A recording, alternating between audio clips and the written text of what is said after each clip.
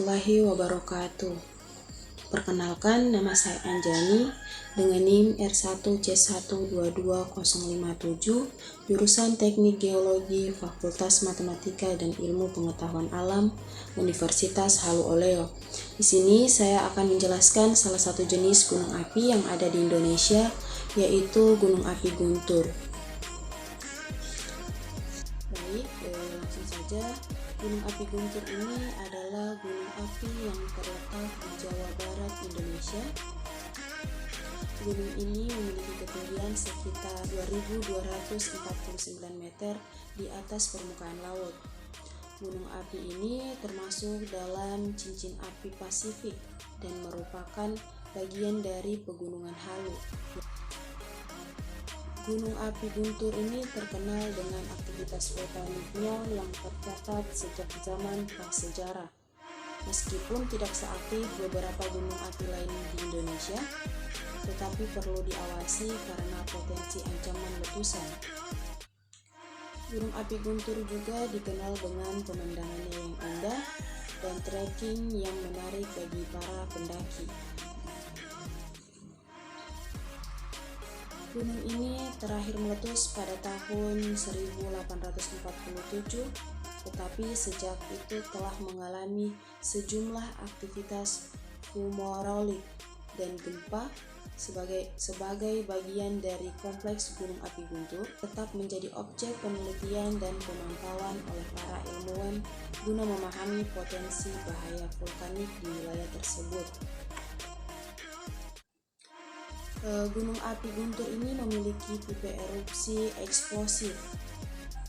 Erupsi gunung ini cenderung melibatkan pelepasan gas, abu vulkanik, dan material piroklastik dengan kekuatan yang signifikan. Tipe erupsi ini dapat menyebabkan ancaman serius terhadap lingkungan sekitar dan memerlukan pemantauan yang baik untuk keselamatan masyarakat. Gunung Guntur ini terbentuk akibat proses tektonik di Pulau Jawa, Indonesia, yang terletak di cincin api Pasifik. Pembentukan gunung api ini umumnya terjadi karena lempeng tektonik yang saling bertabrakan. Di kawasan ini, lempeng Indo-Australia menyusup di bawah lempeng Eurasia melalui proses subduksi. Pada saat subduksi, tekanan dan panas meningkat di dalam kerak bumi. Proses ini menyebabkan lelehan batuan di bawah permukaan dan magma yang membentuk cenderung naik ke permukaan.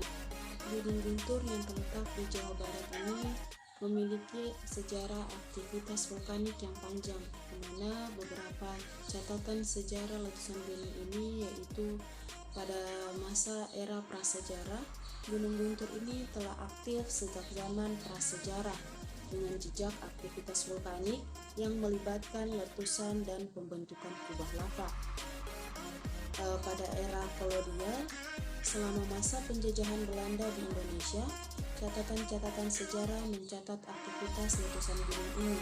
Letusan yang signifikan dapat memengaruhi daerah sekitarnya, termasuk wilayah pertanian dan pemukiman. Letusan pada tahun 1847 yaitu salah satu letusan besar terjadi pada tahun 1847. Letusan ini menyebabkan kerusakan yang signifikan dan memberikan dampak besar pada lingkungan sekitarnya. Pada masa aktivitas modern, pada abad ke-20 dan ke-21, Gunung Guntur ini terus mengalami aktivitas vulkanik dengan sejumlah letusan kecil dan aktivitas fumarolik atau pembebasan gas vulkanik. Monitoring vulkanik terus dilakukan untuk mengantisipasi potensi ancaman bagi masyarakat di sekitarnya. Peningkatan status awas, yang dimana pada saat tertentu status Gunung Guntur ini dapat ditingkatkan menjadi awas jika ada tanda-tanda aktivitas vulkanik yang meningkat. Ini bertujuan untuk memperingatkan penduduk setempat dan mengamankan wilayah terdekat. Dimana seiring waktu, pemahaman tentang aktivitas gunung api terus berkembang dan langkah-langkah pencegahan serta mitigasi risiko terus ditingkatkan untuk melindungi komunitas yang tinggal di sekitarnya. Pemantauan gunung api Guntur ini melibatkan serangkaian kegiatan dan teknologi yang dirancang untuk memantau perilaku dan aktivitas vulkanik guna memitigasi risiko potensial. Ada beberapa jenis aktivitas pemantauan gunung api ini, yaitu seperti seismologi, pemantauan gempa bumi guna mendeteksi aktivitas seismik di dalam gunung. Peningkatan aktivitas seismik ini bisa menjadi indikator letusan yang akan datang. Deformasi tanah, di mana pengukuran deformasi tanah ini menggunakan instrumen geodetik untuk mendeteksi perubahan bentuk dan posisi lereng gunung. Peningkatan deformasi ini dapat menunjukkan tekanan magma yang meningkat. Gas vulkanik. Analisis kandungan gas vulkanik seperti belerang, dioksida, dan karbon dioksida untuk memantau perubahan aktivitas magmatik, di mana peningkatan emisi gas dapat menjadi tanda letusan mendekat.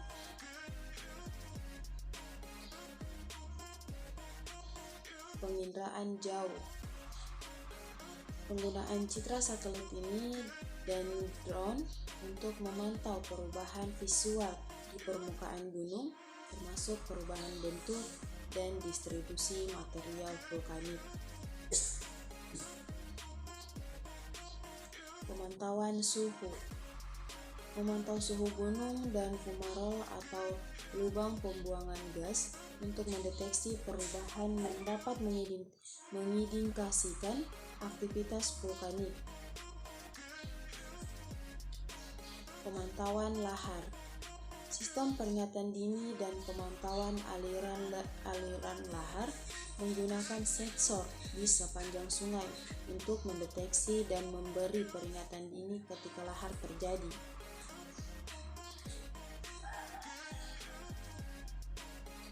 Pemantauan awan panas.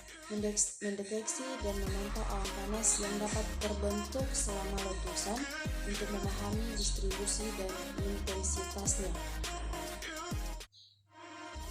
Pemantauan kegempaan, di mana pemantauan gempa-gempa kecil dan episentrumnya untuk memahami pergerakan magma dan potensi letusan.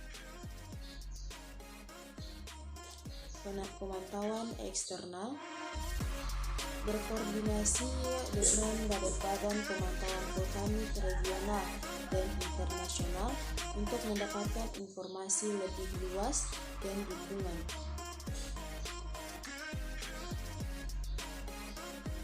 Pemantauan ini dilakukan secara terus-menerus dan hasilnya dievaluasi untuk menilai risiko dan pengambilan tindakan pencegahan jika diperlukan, di mana pemantauan yang efektif memungkinkan pihak yang berwenang memberikan peringatan dini kepada masyarakat yang tinggal di daerah yang mungkin terpengaruh.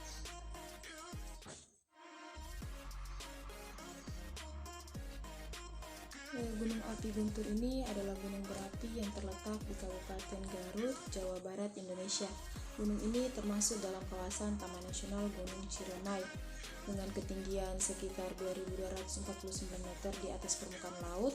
Gunung api Guntur ini menawarkan pemandangan alam yang menakjubkan serta keindahan flora dan fauna yang khas pegunungan. Secara geologi, salah satu daya tarik Gunung Api Guntur ini adalah keberadaan danau kawah di puncaknya yang dikenal sebagai Kawah Sangiang Tikoro. Danau ini memberikan pemandangan yang memukau dan menjadi tujuan utama pendaki. Pendakian menuju puncak gunung ini memerlukan kesiapan fisik dan mental. Selain keindahan alamnya, Gunung Api Guntur ini juga memiliki nilai sejarah dan budaya. Masyarakat setempat seringkali mengaitkan gunung ini dengan berbagai legenda dan mitos yang menjadi bagian dari kehidupan mereka. Selama perjalanan ke puncak, pendaki juga dapat menemui sisa-sisa bangunan peninggalan kolonial Belanda yang pernah digunakan sebagai pos pengamatan.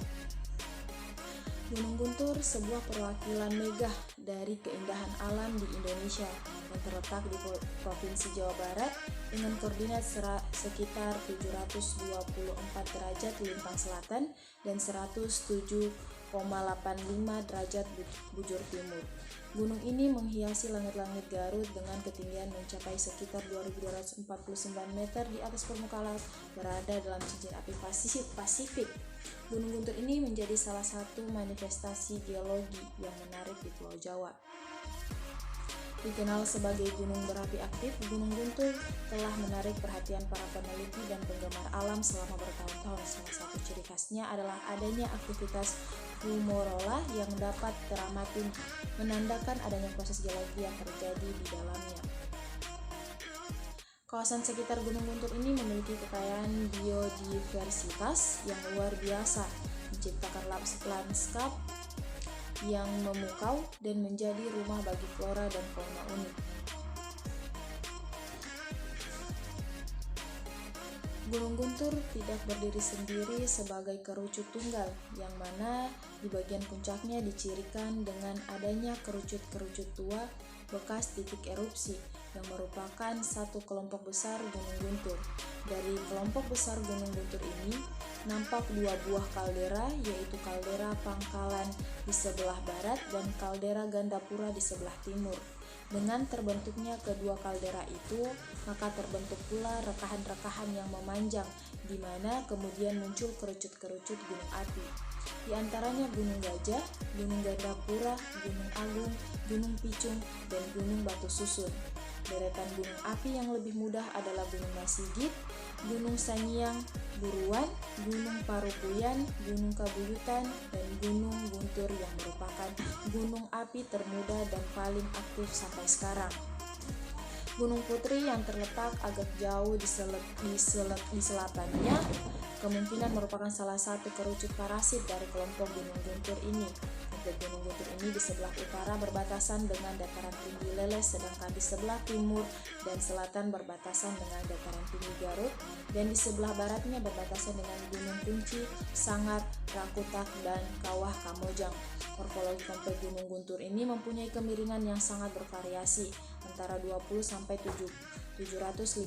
Kemiringan landai umumnya terdapat di daerah permukiman seperti Kota Garut, Gadang Ora, Leles, Tarogong, dan Cipanas. Dengan kemiringan yang terjal terdapat di sekitar puncak Gunung Guntur.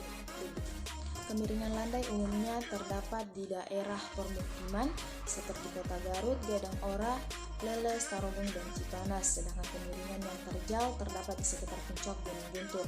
Tubuh Gunung Guntur dibangun oleh hasil erupsi eksplosif dan efusif. Hasil erupsi Gunung Guntur ini sebagian besar berupa aliran lava bongkah yang masih segar dan masih saling menindih. Lava yang termuda atau hasil erupsi pada tahun 1840 mengalir dari kawah Gunung Guntur ke arah tenggara dan selatan dan berakhir di daerah Cipanas atau sekitar 300 meter sebelah utara lokasi wisata pemandian Cipanas, di mana ujungnya membentuk morfologi tapal Buddha. Aliran piroklastik tersebar di sebelah tenggara kawah Gunung Guntur dan sebagian tertutupi oleh aliran-aliran lava Guntur yang lebih muda. Aliran piroklastik Gunung Guntur ini ada 3 jenis. Yang pertama adalah yang tersusun atas blok-blok lava dan matruk pasir kasar, coklat, dan kekuningan. Singkapan endapan ini bisa dijumpai di sekitar kampung pesantren. Jenis kedua tersusun atas blok-blok lava dan bom vulkanik dengan matrik pasir kasar dan bersifat kurang padu. Sedangkan yang termuda tersusun atas fragmen lava basaltis dan andesitis serta bom vulkanik dengan struktur kerak roti berwarna abu kehitaman. Aliran piroklastik ini memperlihatkan pola persebaran berbentuk kipas dari puncak Gunung Guntur ke arah tenggara. Endapan jatuhan piroklastik sebagian besar terkonsentrasi di sekitar puncak Gunung Guntur dan menyebar ke arah utara dan tenggara. Endapan tersusun atas skoria dan titik basaltik berwarna hitam, berukuran halus sampai kasar, berlapis baik dengan ketebalan sekitar 4-34 cm. Berdasarkan cerita rakyat, legenda Gunung Guntur ini dipercayai bermula dari kisah kerajaan Timanganten, di mana kala itu dipimpin oleh seorang raja bernama Sunan Ranggalawe. Di mana Sunan Ranggalawe ini memiliki seorang kakak yang bernama Maharaja Inten Dewata atau biasa dikenal sebagai Putri Intan Dewata. Namun sang kakak tidak tinggal di kerajaan tetapi di sebuah pelosok desa Kerobon bersama dengan para pelayannya. Lalu pada suatu hari kerajaan Timanganten ini memiliki masalah kekurangan air akibat kemarau yang panjang. Sunan Ranggalawe lantas memerintahkan menteri kerajaan untuk mencari area atau lahan untuk membuat bendungan atau danau. Singkat cerita, ditemukanlah area yang cocok untuk membuat danau, tetapi lahan tersebut ternyata berada di bawah kekuasaan kakak perempuannya yaitu Intan Dewata. Maka Ranggalawe pun mengirim utusan untuk meminta izin membuat danau di lahan tersebut. Intan Dewata menolak permintaan itu sebab area tersebut merupakan satu-satunya lahan yang dimilikinya. Alhasil sang utusan kembali dengan rasa kecewa. Akan tetapi rakyat terus-menerus memohon dan mendesak Ranggalawe untuk membuat danau tersebut hingga akhirnya ia pun mendatangi langsung sang kakak, namun sayangnya Intan Dewata tetap tidak mengizinkan. Lalu Ranggalawe pun malah dihasut oleh Perdana Menterinya sendiri. Tanpa izin sang kakak, ia pun tetap membangun danau tersebut hingga akhirnya air kemudian mengalir ke seluruh penjuru desa. Di sisi lain, sang kakak merasa kecewa dan marah kepada adiknya itu. Dirinya lantas pergi meninggalkan kediaman dan menuju gunung kecil yang biasa disebut dengan Gunung Putri. Di gunung itu ia pun meminta kepada Batara Rambut Putih untuk dibuatkan wadah air dan sekepal tanah. Setelah mendapatkan air dan sekepal tanah tersebut, Intan Dewata bergegas untuk menaiki Gunung Kutu. Sesampainya di puncak, ia lantas menumpahkan air dan menyebarkan tanah yang di bawahnya itu, sementara dirinya kembali ke gunung kecil. Sesaat setelah tiba di gunung kecil tersebut, tiba-tiba saja terjadi letusan dahsyat di Gunung Kutu hingga menyebabkan seluruh kawasan kerajaan Timanganten hancur tertutup awan gelap. Saking dahsyatnya, gunung-gunung di sekelilingnya pun terguncang. Dari sinilah awal mula Gunung Kutu disebut sebagai Gunung Guntur, di mana akibat dari hasil letusan tersebut rakyat pun berbondong-bondong pergi dan meninggalkan kawasan Timanganten. Sementara itu Sunan Ranggalawe mendatangi kakaknya yaitu Intan Dewata dan meminta maaf atas perbuatannya. Intan pun memaafkan kesalahan adiknya dan tiba saja bencana itu pun berhenti seketika. Tetapi pada akhirnya Sunan Ranggalawe pun tidak memiliki kerajaan karena semua telah disapu oleh letusan gunung api tersebut. Baik, mungkin itu saja yang dapat saya sampaikan dan saya jelaskan. Bila kurangnya mohon dimaafkan. Wassalamualaikum warahmatullahi wabarakatuh.